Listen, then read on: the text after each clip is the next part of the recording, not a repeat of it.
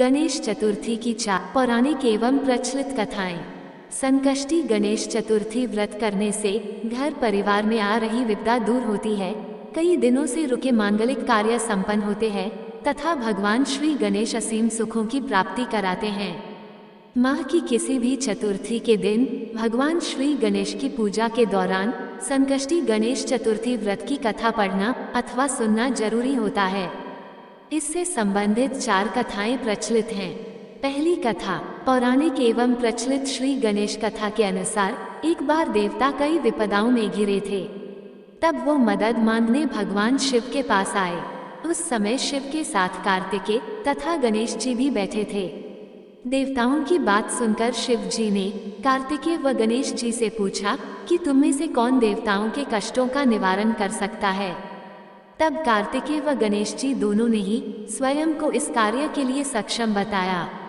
इस पर भगवान शिव ने दोनों की परीक्षा लेते हुए कहा कि तुम दोनों में से जो सबसे पहले पृथ्वी की परिक्रमा करके आएगा वही देवताओं की मदद करने जाएगा। भगवान शिव के मुख से यह वचन सुनते ही कार्तिकेय अपने वाहन मोर पर बैठकर पृथ्वी की परिक्रमा के लिए निकल गए, परंतु गणेश जी सोच में पड़ गए कि वह चूहे के ऊपर चढ़कर सारी पृथ्वी की परिक्रमा करेंगे तो इस कार्य में उन्हें बहुत समय लग जाएगा। तभी उन्हें एक उपाय सूझा। गणेश अपने स्थान से उठे और अपने माता पिता की 7 बार परिक्रमा करके वापस बैठ गए। परिक्रमा करके लौटने पर कार्तिकेय स्वयं को विजेता बताने लगे। तब शिव जी ने श्री गणेश से पृथ्वी की परिक्रमा ना करने का कारण पूछा। तब गणेश ने कहा, माता पिता के चरणों में ही समस्त लोक हैं। ये सुनकर भगवान शिव ने गणेश जी को देवताओं के संकट दूर करने की आज्ञा दी। इस प्रकार भगवान शिव ने गणेश जी को आशीर्वाद दिया कि चतुर्थी के दिन जो तुम्हारा पूजन करेगा और रात्रि में चंद्रमा को अर्घ्य देगा, उसके तीनों ताप यानी दैहिक ताप, दैविक ताप तथा भौतिक ताप दूर होंगे।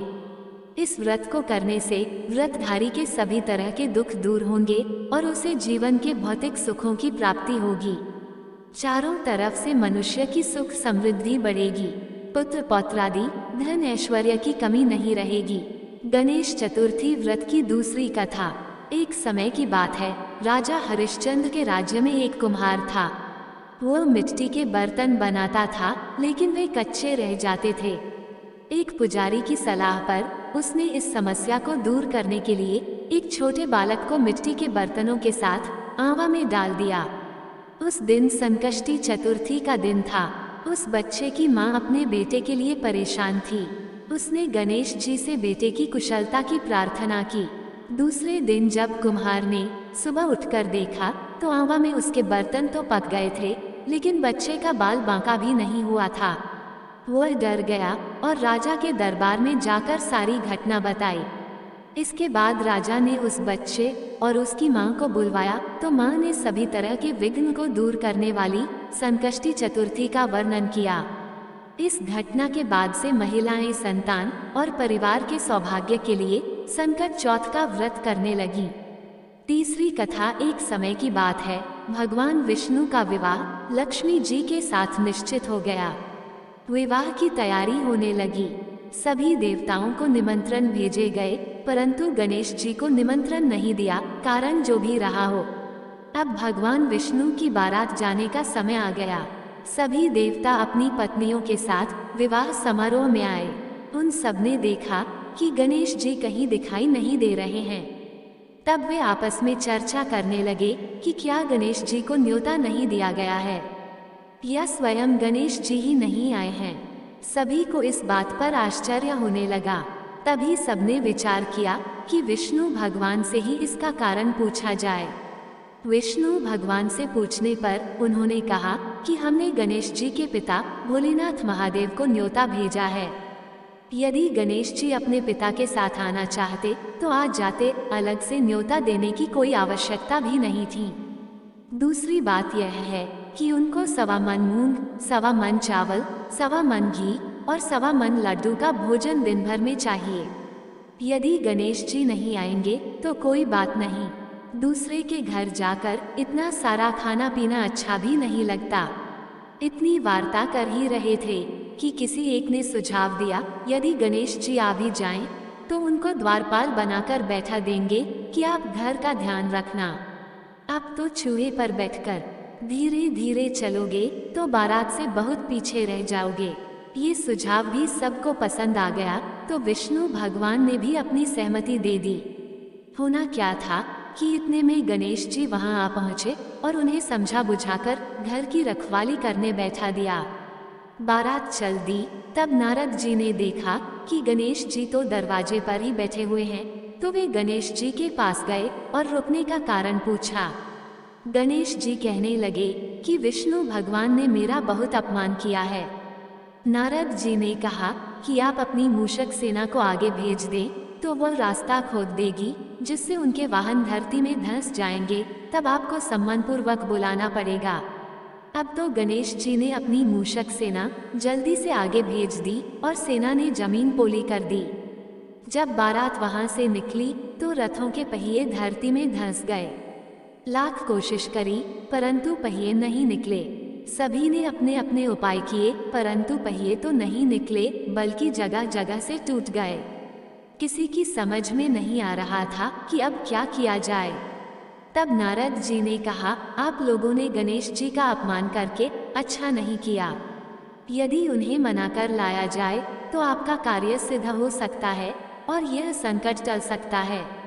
शंकर भगवान ने अपने दूत नंदी को भेजा और वे गणेश जी को लेकर आए। गणेश जी का आदर सम्मान के साथ पूजन किया, तब कहीं रथ के पहिए निकले। अब रथ के पहिए निकल तो गए, परंतु वे टूट फूट गए थे, तो उन्हें सुधारे कौन। पास के खेत में खाती काम कर रहा था, उसे बुलाया गया। खाती अपना कार्य करने के पहले श्री गणेशाय नमः कहकर गणेश जी की वंदना मन ही मन करने लगा। देखते ही देखते खाती ने सभी पहियों को ठीक कर दिया। तब खाती कहने लगा कि हे देवताओं, आपने सर्वप्रथम गणेश जी को नहीं मनाया होगा और न ही उनकी पूजन की होगी, इसीलिए तो आपके साथ यह संकट आया है। हम तो मूर्ख अज्ञानी हैं, फिर भी पहले गणेश जी को पूजते हैं, उनका ध्यान करते हैं। आप लोग तो देवतागण हैं, फिर भी आप गणेश जी को कैसे भूल गए। अब आप लोग भगवान श्री गणेश जी की जय बोलकर जाएं, तो आपके सब काम बन जाएंगे और कोई संकट भी नहीं आएगा। ऐसा कहते हुए बारात वहां से चल दी और विष्णु भगवान का लक्ष्मी जी के साथ विवाह संपन्न करा के सभी सकुशल घर लौट आए। हे गणेश जी महाराज, आपने विष्णु जी को जैसो कारज सारियो, ऐसो कारज सबको सिद्ध करियो। बोलो गजानन भगवान की जय।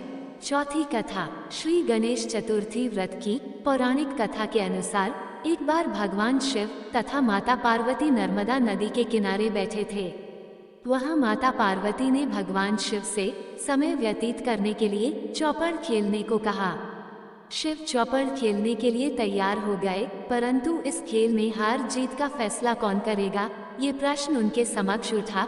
तो भगवान शिव ने कुछ तिनके एकत्रित कर उसका एक पुतला बनाकर उसकी प्राण प्रतिष्ठा कर दी और पुतले से कहा, बेटा, हम चौपड़ खेलना चाहते हैं, परंतु हमारी हार जीत का फैसला करने वाला कोई नहीं है, इसीलिए तुम बताना कि हम दोनों में से कौन हारा और कौन जीता। उसके बाद भगवान शिव और माता पार्वती का चौपड़ खेल शुरू हो गया। ये खेल 3 बार खेला गया और संयोग से तीनों बार माता पार्वती ही जीत गईं। खेल समाप्त होने के बाद बालक से हार जीत का फैसला करने के लिए कहा गया, तो उस बालक ने महादेव को विजयी बताया।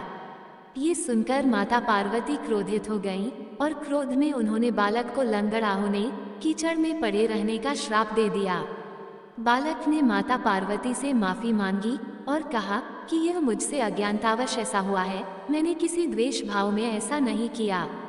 बालक द्वारा क्षमा मांगने पर माता ने कहा, यहाँ गणेश पूजन के लिए नागकन्याएं आएंगी, उनके कहे अनुसार तुम गणेश व्रत करो, ऐसा करने से तुम मुझे प्राप्त करोगे। ये कहकर माता पार्वती शिव के साथ कैलाश पर्वत पर चली गईं। 1 वर्ष के बाद उस स्थान पर नागकन्याएं आईं। तब नागकन्याओं से श्री गणेश के व्रत की विधि मालूम करने पर उस बालक ने 21 दिन लगातार गणेश जी का व्रत किया। उसकी श्रद्धा से गणेश जी प्रसन्न हुए। उन्होंने बालक को मनोवांछित फल मांगने के लिए कहा। उस पर उस बालक ने कहा, हे विनायक, मुझ में इतनी शक्ति दीजिए कि मैं अपने पैरों से चलकर अपने माता पिता के साथ कैलाश पर्वत पर पहुंच सकूं और वे ये देख प्रसन्न हों। तब बालक को वरदान देकर श्री गणेश अंतर्ध्यान हो गए। इसके बाद वह बालक कैलाश पर्वत पर पहुंच गया और कैलाश पर्वत पर पहुंचने की अपनी कथा उसने भगवान शिव को सुनाई। चौपड़ वाले दिन से माता पार्वती शिव जी से विमुख हो गई थी, अतः देवी के रुष्ट होने पर भगवान शिव ने भी बालक के बताए अनुसार 21 दिनों तक श्री गणेश का व्रत किया। इस व्रत के प्रभाव से माता पार्वती के मन से भगवान शिव के लिए जो नाराजगी थी वह समाप्त हो गई। तब यह व्रत विधि भगवान शंकर ने माता पार्वती को बताई। ये सुनकर माता पार्वती के मन में भी अपने पुत्र कार्तिकेय से मिलने की इच्छा जागृत हुई। तब माता पार्वती ने भी 21 दिन तक श्री गणेश का व्रत किया तथा दूर्वा, फूल और लड्डुओं से गणेश जी का पूजन अर्चन किया। व्रत के 21वें दिन कार्तिकेय स्वयं माता पार्वती जी से मिलने आ गए। उस दिन से श्री गणेश चतुर्थी का ये व्रत समस्त मनोकामनाओं की पूर्ति करने वाला व्रत माना जाता है।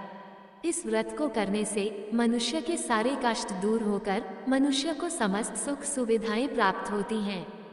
दोस्तों, आपको ये कहानी कैसी लगी कृपया कमेंट करके जरूर बताएं। वीडियो पसंद आया हो तो लाइक करें और ऐसी ही और भी बहुत सारी कहानियों को सुनने के लिए चैनल को सब्सक्राइब जरूर करें। धन्यवाद।